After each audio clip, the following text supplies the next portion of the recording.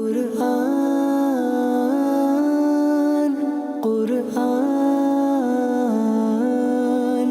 قرآن آسان درس قرآن۔ الحمدللہ رب العالمین والصلاة والسلام علی خاتم النبیین، اما بعد فاعوذ باللہ من الشیطان الرجیم، بسم اللہ الرحمن الرحیم۔ الصلاة والسلام علیک یا رسول اللہ وعلی آلک واصحابک یا حبیب اللہ، الصلاة والسلام علیک یا نبی اللہ وعلی آلک واصحابک یا نور اللہ۔ مدنی چینل کے ناظرین، پروگرام آسان درس قرآن میں آپ کو خوش آمدید کہتے ہیں۔ اللہ رب العالمین ہم سب کو قرآن مجید فرقان حمید پڑھنے سمجھنے کی توفیق عطا فرمائے۔ ناظرین کرام، اس پروگرام میں بالترتیب آیات مبارکہ کا درس اور ترجمہ تفسیر یہ سلسلہ جاری ہے، اور الحمدللہ سورۃ التوبہ آیت نمبر 30 تک ہم اس درس کو سن چکے ہیں۔ آج آیت نمبر 31 سے اپنے اس درس کا آغاز کریں گے۔ اس سے پہلے کچھ سیاق و سباق عرض کر دوں۔ ماقبل آیات مبارکہ میں یہود اور نصارہ کے حوالے سے اور انہوں نے کس طرح اللہ رب العالمین کے لیے جو عقائد رکھنے تھے وہ نہ رکھے، اور اللہ کے نبیوں کے بارے میں جو عقائد جس طرح رکھنے اور ماننے تھے وہ نہ رکھے، بلکہ یہاں تک کہ یہود نے عزیر علیہ السلام کو اللہ کا بیٹا کہہ دیا، اور عیسائیوں نے حضرت عیسیٰ علیہ السلام کو خدا یا خدا کا بیٹا یا خدا خود حلول کیے ہوئے ہے، ان میں اس طرح کے عقیدے بنا لیے۔ تو اللہ تعالیٰ نے ان کی مذمتوں کو بیان فرمایا، اور پھر آگے ارشاد فرمایا، بسم اللہ الرحمن الرحیم، اتخذوا احبارهم ورهبانهم اربابا من دون اللہ والمسیح ابن مریم وما امروا الا لیعبدوا الہا واحدا لا الہ الا ہو سبحانہ عما یشرکون۔ ترجمہ، اور انہوں نے اپنے پادریوں اور درویشوں کو اللہ کے سوا رب بنا لیا، اور مسیح بن مریم کو بھی، حالانکہ انہیں صرف یہ حکم دیا گیا تھا کہ وہ ایک معبود کی عبادت کریں، اس کے سوا کوئی معبود نہیں، اور وہ ان کے شرک سے پاک ہے۔ انہوں نے اپنے پادریوں اور درویشوں کو اللہ کے سوا رب بنا لیا۔ اب یہ جو کہا گیا اللہ کے سوا رب بنا لیا، یہاں جو ارشاد فرمایا گیا انہوں نے اپنے پادریوں کو، درویشوں کو، اپنے علماء کو انہوں نے رب بنا لیا۔ رب ان معنوں میں، یعنی یہ نہیں کہ وہ ان کی عبادت کرنے لگ گئے، بلکہ اس معنی میں کہ اللہ کے حکم کو چھوڑ کر وہ ان کے حکم کے تابع ہو گئے، اور ان کا حکم وہ حکم اللہ کے حکم سے برعکس، اور انہوں نے انہی کو خدا گویا کہ بنا لیا، معاذ اللہ۔ یہی اللہ پاک نے اسے بیان فرمایا کہ حالانکہ انہیں تو حکم یہی دیا گیا تھا کہ وہ عبادت فقط کریں اس ایک معبود کی، اللہ وحدہ لا شریک کی، اللہ کے سوا کسی کی وہ عبادت نہ کریں، اور انہوں نے خدا ہی بنا لیا، یعنی ان علماء کو، درویشوں کو اور اپنے ہی پادریوں کو انہوں نے خدا بنا لیا، یعنی اللہ کے سوا کوئی اور انہوں نے رب بنا لیا حکم ماننے کے اعتبار سے۔ اور نبی کریم علیہ السلام کی حدیث بھی اس کی وضاحت کرتی ہے۔ آپ علیہ السلام نے جو فرمایا، وہ ان کو پوچھتے نہیں تھے، بلکہ ہوتا کیا تھا، وہ ان کے لیے کسی چیز کو حلال کرتے تو یہ حلال سمجھتے، وہ حرام کرتے تو یہ حرام کر دیتے، حالانکہ وہ اللہ کے حکم سے برعکس ہے۔ تو ناظرین کرام، اس آیت مبارکہ کو لے کر بعض اوقات کچھ ایسے شریر بھی ہوتے ہیں جو اس امت کے اولیاء، اس امت کے علماء کے حوالے سے بھی معاذ اللہ اس طرح کے کلمات بول دیتے ہیں، ائمہ مجتہدین کے حوالے سے اس طرح کے کلمات بول دیتے ہیں، حالانکہ جن علماء اولیاء، یعنی اس امت کے اولیاء اور علماء کی بات کریں تو ان کی اطاعت تو وہ ایسے جیسے اللہ کی اطاعت، کیونکہ ان کا جو حکم دینا ہے وہ اللہ کے حکم کے تابع ہے، وہ ایسا نہیں کہ اللہ کے حکم سے برعکس کوئی اور حکم گویا کہ دیا جا رہا ہے، ایسا نہیں ہے۔ قرآن پاک میں جو ارشاد فرمایا، یا ایھا الذین آمنوا اطیعوا اللہ واطیعوا الرسول واولی الامر منکم، اے ایمان والو اللہ کی اطاعت کرو اور رسول کی اطاعت کرو، اور ان کی جو تم میں سے حکومت والے ہیں، اور ان کی جو تم میں سے حکومت والے ان کی اطاعت کرو۔ اب یہاں پر اولی الامر سے کیا مراد ہے؟ اولی الامر سے مراد یہ علماء اور فقہا کی اطاعت بھی مراد ہے۔ اس سے مراد کیا ہے؟ علماء اور فقہا ان کی اطاعت۔ اللہ پاک نے پھر فرما دی ایک جگہ فَاسْأَلُوا أَهْلَ الذِّكْرِ إِن كُنتُمْ لَا تَعْلَمُونَ، اے لوگو اگر تم نہیں جانتے تو علم والوں سے پوچھو۔ تو یہ جو پوچھنا ہے، سوال کرنا ہے، وہ جو حکم بتائیں گے تو اس کے اوپر عمل کرنا ہے۔ تو یہ علماء اور اولیاء اس امت کے جو ہیں، ان کے جو اقوال ہیں، ان کی جو احکامات وہ بیان کر رہے ہیں، وہ اللہ کے حکم کے تابع اور فرمان کے تحت ہی بیان کر رہے ہیں۔ حضرت عبداللہ بن مسعود رضی اللہ تعالیٰ عنہ، آپ سے روایت ہے کہ سرکار صلی اللہ علیہ وسلم نے ارشاد فرمایا، علم سیکھو اور لوگوں کو سکھاؤ، فرائض سیکھو اور لوگوں کو سکھاؤ، قرآن سیکھو اور لوگوں کو سکھاؤ۔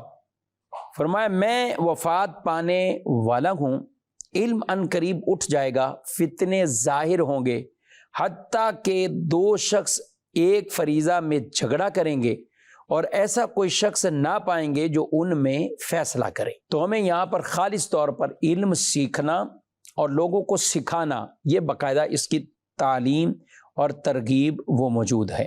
اگلی آیت مبارکہ میں اللہ پاک ارشاد فرماتا ہے، یریدون ان یطفئوا نور اللہ بافواہہم ویأبی اللہ الا ان یتم نورہ ولو کرہ الکافرون والذی ارسل رسولہ بالہدی ودین الحق لیظہرہ علی الدین کلہ ولو کرہ المشرکون۔ ترجمہ، یہ چاہتے ہیں کہ اپنے منہ سے اللہ کا نور بجھا دیں، حالانکہ اللہ اپنے نور کو مکمل کیے بغیر نہ مانے گا، اگرچہ کافر ناپسند کریں۔ وہی ہے جس نے اپنا رسول ہدایت اور سچے دین کے ساتھ بھیجا تاکہ اسے تمام دینوں پر غالب کر دے، اگرچہ مشرک ناپسند کریں۔ اب یہاں سے نور، یعنی وہ نور بجھانا چاہتے ہیں۔ اس نور سے کیا مراد ہے؟ اس نور سے مراد دین اسلام ہے، یا سرکار صلی اللہ علیہ وسلم کی نبوت کے دلائل۔ یہ کفار مٹانا چاہتے ہیں، تو اگرچہ ان کو وہ ناگوار ہی گزرے، ناپسند ہی کریں، اللہ اس نور کو بجھنے نہیں دے گا، اور اس نور کو اللہ تبارک و تعالیٰ پورا کرے گا، کامل فرمائے گا۔ نور بجھانے سے مراد حضور صلی اللہ علیہ وسلم کی کہ دین کو مٹانا، ختم کرنا، قرآن کو شائع نہ ہونے دینا، یا حضور اکرم صلی اللہ علیہ وسلم کا ذکر پاک روکنا، حضور اکرم صلی اللہ علیہ وسلم کے فضائل سے معاذ اللہ چڑ جانا، یہ تو کفار کرتے تھے، یہ کفار کی حرکتیں تھیں۔ تو واضح فرما دیا کہ ان کفار کی ان حرکات بد کی وجہ سے نہ تو یہ ذکر پاک رکے گا، نہ دین اسلام کا پیغام رکے گا، نہ نبی پاک صلی اللہ علیہ وسلم کی شان میں کوئی فرق آئے گا۔ وَرَفَعْنَا لَكَ ذِكْرَكَ، اللہ نے ان کے ذکر کو اور ان کی شانوں کو بلند فرما دیا ہے۔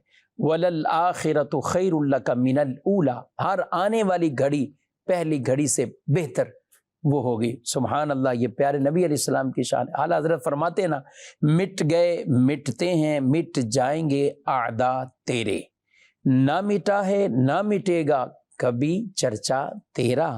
آگے اللہ پاک نے ارشاد فرمایا، وَالَّذِي أَرْسَلَ رَسُولَهُ بِالْهُدَى وَدِينِ الْحَقِّ، وہی کہ جس نے اپنے رسول کو ہدایت اور سچے دین کے ساتھ بھیجا۔ پتہ چلا کہ رسول اللہ صلی اللہ علیہ وسلم ہدایت اور سچے دین سے کبھی الگ نہیں ہوئے، یہ ساتھ ہی رہے۔ اور جو خود معاذ اللہ آپ کو کہے کہ ہدایت پر پہلے نہیں تھے، تو وہ خود بہت بڑا بددین ہے۔ نبی پاک صلی اللہ علیہ وسلم، اللہ فرما رہا ہے انہیں ہدایت اور سچے دین کے ساتھ اللہ نے بھیجا ہے۔ اب یہاں پر مراد کیا ہے؟ کہا کہ غلبے سے یہاں دلائل اور قوت دونوں اعتبار سے غلبہ ہے۔ اسلام کی حقانیت جتنی دلائل کے ساتھ بیان کی گئی ہے وہ بھی غالب ہے، قوت کے اعتبار سے بھی مسلمانوں کا غلبہ، اور قوت کے اعتبار سے ان معنی میں بھی کہ ایک طویل عرصہ ایسا گزرا کہ مسلمانوں کا غلبہ وہی رہا، اور یہ بھی مراد لیا گیا کہ جب امام مہدی دنیا میں تشریف لے آئیں گے تو پھر بھی کیا ہوگا؟ ایک کامل اس کا ظہور ہوگا کہ مسلمانوں کا، اسلام کا ایسا غلبہ ہوگا۔ آگے اللہ پاک نے ارشاد فرمایا یا ایھا الذین آمنوا ان کثیرا من الاحبار والرہبان لیأکلون اموال الناس بالباطل ویصدون عن سبیل اللہ والذین یکنزون الذہب والفضة ولا ينفقونها فی سبیل اللہ فبشرہم بعذاب علیم۔ اے ایمان والو، بے شک بہت سے پادری اور روحانی درویش باطل طریقے سے لوگوں کا مال کھا جاتے ہیں اور اللہ کی راہ سے روکتے ہیں، اور وہ لوگ جو سونا اور چاندی جمع کر رکھتے ہیں اور اسے اللہ کی راہ میں خرچ نہیں کرتے، انہیں دردناک عذاب کی خوشخبری سناؤ۔ یہاں پر جو کہا گیا کہ بے شک پادری اور روحانی درویش، یعنی وہ لوگ کیا کرتے تھے؟ مال باطل طریقے سے کھاتے تھے۔ ایک تو یہ کہ اللہ کے احکام کو، دین کے احکام کو بدل دیتے تھے، رشوتیں لوگوں سے لے لیتے، اور اپنی کتابوں سے مال و دولت کے لالچ میں تحریف کرتے رہے۔ جہاں جہاں حضور صلی اللہ علیہ وسلم کی صفات، شانیں ان کتب میں بیان، انہیں چھپا دیا یا انہیں فاسد تعویلیں کر دیں یا اس میں تحریف کر دی۔ یہ کس لیے کرتے تھے؟ یہ ان کے مالداروں سے مال کھاتے تھے اور لیتے تھے، اور باطل طریقے سے۔ یہاں ناظرین کرام، اللہ رب العالمین نے ان لوگوں کی مذمتوں کو بیان کیا جو دین کے احکامات کو بدل دیں، مال کی لالچ، اپنی شہرت، واہ منصب کی وجہ سے، اور وہ اللہ کے احکامات کی بھی کوئی پرواہ نہ کریں، ان کو بدل کر رکھ دیں، معاذ اللہ ثم معاذ اللہ۔ تو یہ یہود و نصارہ کے ان پادریوں کا انداز تھا، اور نبی کریم علیہ السلام نے اس امت کے بھی علماء کے لیے اور امت کے بھی دینداروں کے لیے جو حضور صلی اللہ علیہ وسلم کی تعلیم ہے، فرمایا جس نے وہ علم حاصل کیا جس سے اللہ تعالیٰ کی رضامندی حاصل کی جاتی ہے، لیکن اس نے وہ علم اللہ کی رضا حاصل کرنے کی بجائے یعنی دنیا حاصل کرنے کے لیے سیکھا، تو قیامت کے دن جنت کی خوشبو نہ پائے گا۔ اللہ اکبر۔ اسی لیے کہتے ہیں کہ علم سیکھنا ہے اللہ کی رضا کے لیے، جو پڑھنا ہے، سیکھنا ہے تو رب کی رضا مقدم ہو۔ تو اللہ تعالیٰ نے ان پادریوں کی مذمت بیان کی کہ وہ مال کی لالچ میں احکام بھی بدل دیتے تھے، پھر یہ مال اور اسے اللہ کی راہ میں نہ خرچ کرنا، وَلَا يُنْفِقُونَهَا فِي سَبِيلِ اللَّهِ، اسے اللہ کی راہ میں خرچ نہیں کرتے، مراد یہ کہ اس مال کی زکوٰۃ نہیں دیتے، اس مال کے حقوق ادا نہیں کرتے۔ تو اللہ پاک نے جہاں ان پادریوں کا عمل ذکر کیا، وہاں مسلمانوں کو یہ فرما دیا کہ مال کی حرص کہیں ایسا نہ ہو، مال کی لالچ، طمع، حرص، محبت تمہیں زکوٰۃ اور اس مال کے حقوق ادا کرنے کے بارے میں رکاوٹ نہ بن جائے۔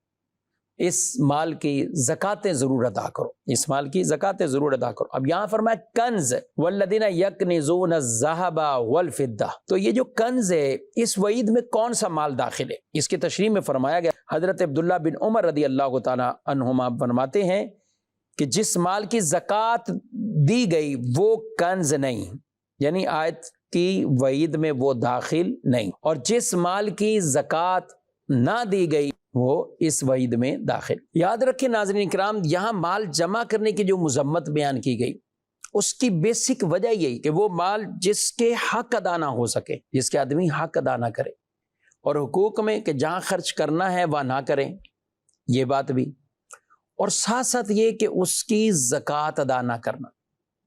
مال خود برا نہیں ہے، یہ چیزیں گناہ والی ہیں، اس لیے وہ مال جمع کرنا بھی برا بن جاتا ہے، ورنہ حضور صلی اللہ علیہ وسلم کے کئی صحابہ کرام علیہ مردوان، سبحان اللہ، حضرت عبد الرحمن بن عوف کی بات کریں، حضرت طلحہ بن عبید اللہ کی بات کریں، حضرت زبیر بن عوام کی بات کریں، یعنی ایسے کئی صحابہ ٹھیک ٹھاک مالدار تھے، حضرت سعد بن ابی وقاص، حضرت عبداللہ بن مسعود، حضرت زید بن ثابت، حضرت عمر بن عاص، یہ وہ ہیں کہ جو ٹھیک ٹھاک مالدار صحابہ تھے۔ بعض تو ایسے کہ جن کے انتقال کے بعد سونا جو ان کی ازواج میں تقسیم کیا گیا تو اسے باقاعدہ کلہاڑی سے توڑ توڑ کر دیا گیا، تو یہ مالدار تھے، لیکن مال سے ایسے دل نہیں لگائے ہوئے تھے، یہ نہیں تھا کہ مال سے ہی محبت، مال سے ہی دل، نہیں، دل مال سے اتنا ہی کہ مال کمایا اور جہاں ضرورت پڑی دین کی راہ میں خرچ کرنا تو وہاں خرچ کرنا۔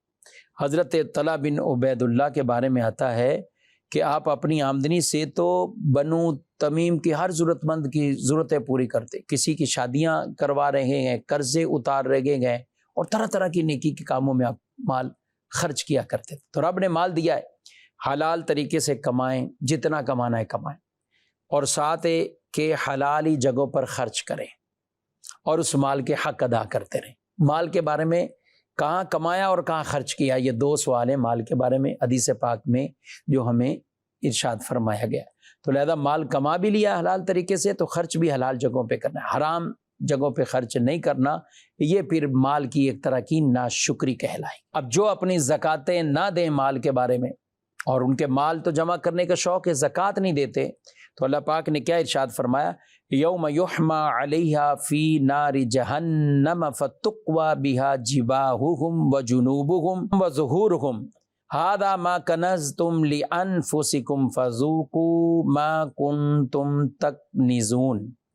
جس دن وہ مال جہنم کی آگ میں تپایا جائے گا، پھر اس کے ساتھ ان کی پیشانیوں اور ان کے پہلوؤں اور ان کی پشتوں کو داغا جائے گا، اور کہا جائے گا یہ وہ مال ہے جو تم نے اپنے لیے جمع کر رکھا تھا، تو اپنے جمع کرنے کا مزہ چکھو. یاد رکھیں ناظرین کرام، یہ وہ مال یہ آدمی گویا کہ پہچانے گا. تو آج جو نوٹ گن گن کے گڈیاں بنا کے رکھ رہے ہیں سونے چاندی کی صورت میں، بینک میں لاکر لے کر اس میں اتنے زیورات جمع کر کے رکھ رہے ہیں، میں نے پہلے بتایا کہ منع نہیں ہے، جب اس کے حقوق پورے کرتے رہو پھر کریں آپ جمع. لیکن اگر حقوق ہی نہیں پورے، یعنی زکوٰۃ نہیں ادا ہو رہی، تو پھر کیا ہوگا؟ فرمایا جو شخص سونے چاندی کا مالک اور اس کا حق ادا نہ کرے تو جب قیامت کا دن ہوگا اس کے لیے آگ کے اس میں ٹکڑے بنائے جائیں گے اور ان پر جہنم کی آگ بھڑکائی جائے گی، اور ان سے اس کی کروٹ، پیشانی اور پیٹھ داغی جائے گی. اللہ اکبر. پیشانی، کروٹیں، پیٹھ، یہ اس مال سے داغی جائے گی. یہاں تک کہ جانوروں کی زکوٰۃ نہ دینے والے تو کہا کہ وہ ان کو روندیں گے، باقاعدہ لوگوں کو لٹا دیا جائے گا، ان کو روندیں گے. تو ناظرین نے بہت وعیدیں ہیں زکوٰۃ ادا نہ کرنے کی. ایک حدیث میں ارشاد فرمایا جو قوم زکوٰۃ نہ دے اللہ اسے قحط میں مبتلا کر دیتا ہے. ایک حدیث میں فرمایا خشکی اور تری میں جو مال تلف ہوتا ہے وہ زکوٰۃ نہ دینے کی وجہ سے تلف ہوتا ہے، یعنی ضائع ہوتا ہے. تو اور بھی حدیث طیبہ ایسی کہ جس میں زکوٰۃ نہ دینے والوں کی مذمتوں کو بیان کیا گیا. تو مال میں فرسٹ اپنے مالوں کی پوری زکوٰۃ کو ادا کرنا ہے.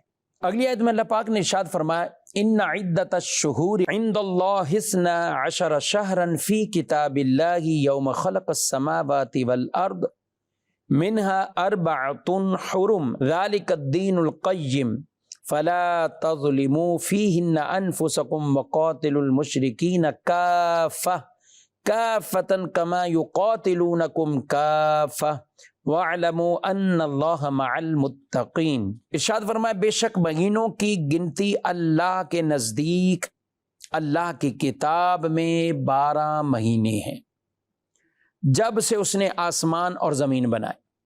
ان میں 4 مہینے حرمت والے، یہ سیدھا دین ہے. تو ان مہینوں میں اپنی جان پر ظلم نہ کرو اور مشرکوں سے ہر حال میں لڑو جیسا وہ تم سے ہر وقت لڑتے ہیں، اور جان لو اللہ پرہیزگاروں کے ساتھ ہے. اب یہاں پر ناظرین کرام مہینوں کی گنتی اللہ کے نزدیک 12 ہیں، یعنی مہینے شروع سے 12 ہیں، اور بکثرت احکام شرع کی بنیاد وہ قمری مہینوں پر ہے. رمضان کے روزے ہو گئے، حج ہے، قربانی ہے، اسلامی سال کا شروع ہونا محرم سے. تو یہ بیان کیا. اب یہ فرمایا کہ اللہ کی کتاب میں یعنی شروع سے یہ ہے، یا لوح محفوظ مراد ہے یا قرآن، یا اس سے مراد وہ حکم جو اللہ نے اپنے بندوں پر لازم کیا. اب یہاں فرمایا 4 مہینے یہ حرمت والے. اب ان میں 3 مہینے تو متصل آتے ہیں، ذوالقعدہ، ذوالحجہ، محرم، اور 1 مہینہ جدا یعنی رجب المرجب. اب یہ 4 مہینے کیوں حرمت والے؟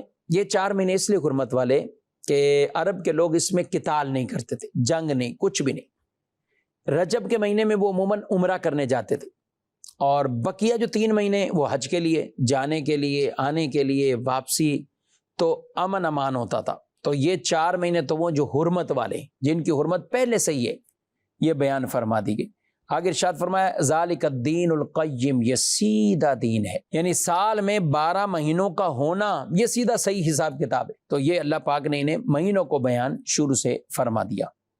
آگے جو ارشاد فرمایا وَقَاتِلُوا الْمُشْرِكِينَ كَافَّةً كَمَا يُقَاتِلُونَكُمْ كَافَّةً، مشرکین سے متحد ہو کر جنگ کرو جس طرح متحد ہو کر وہ تم سے جنگ کرتے ہیں۔ معنی یہ ہے کہ مشرکین کے خلاف جنگ کرنے میں ایک دوسرے کے تعاون اور مددگار بن جاؤ، ان کے خلاف جنگ میں بزدلی اور کم ہمتی کا یہ مظاہرہ نہ کرو اور نہ ہی پسپائی اختیار کرو، اور اے اللہ کے بندو اپنے دشمن مشرکین کے خلاف جنگ کرنے میں متحد اور متفق ہو جاؤ۔ یا ناظرین کرام، جو متحد ہو کر دشمنوں کے مد مقابل کھڑا ہونا، یہ اسلام کی اصل عروج کا جو اصل راز ہے وہ یہی ہے کہ یہ متحد ہو کر، جب تک اسلام میں مسلمان متحد تھے، اتحاد تھا، تو یہ ایسی قوت بن کے دشمنوں کے سامنے کھڑے ہو گئے۔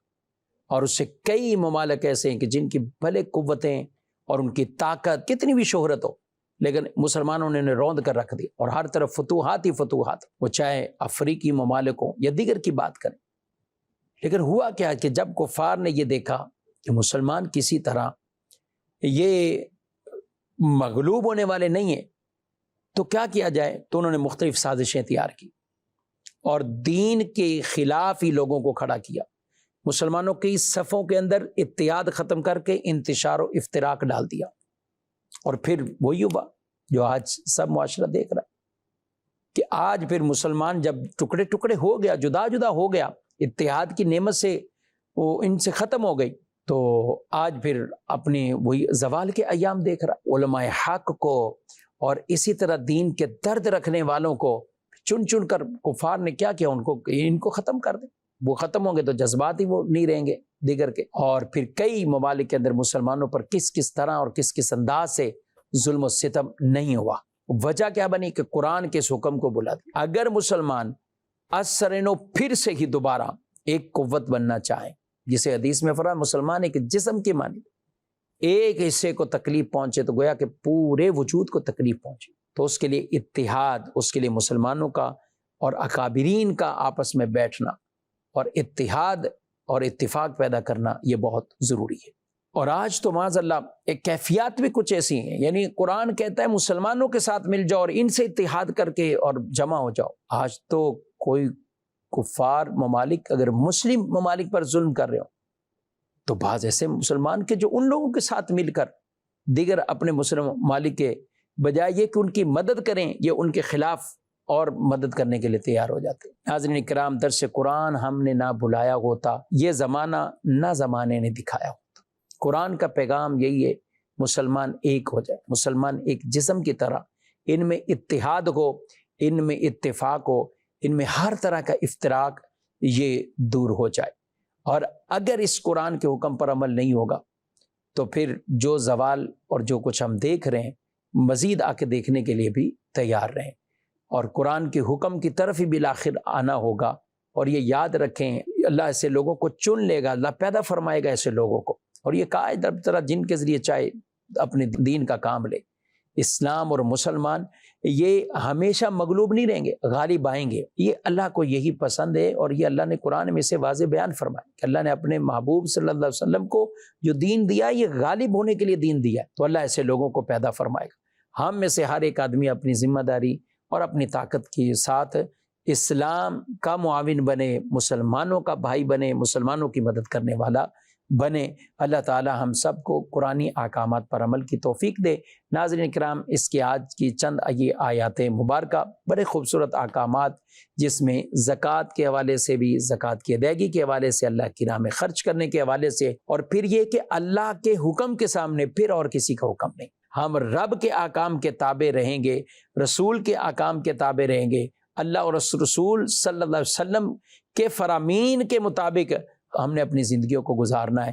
اگر کوئی ایسا حکم دے کہ جو اللہ کے حکم کے خلاف یا رسول اللہ صلی اللہ علیہ وسلم کے حکم کے خلاف، تو ظاہر ہے وہ چاہے قریبی ہی کتنا کیوں نہ ہو، وہ چاہے منصب اور شہرت میں کتنا بڑا کیوں نہ ہو، پھر اس کی بات نہیں مانی جائے گی۔ اللہ تعالی ہمیں قرآن پاک کی اس خوبصورت تعلیم پر عمل پیرا ہونے کی توفیق عطا فرمائے، آمین بجاہ نبی الامین صلی اللہ علیہ وسلم۔ قرآن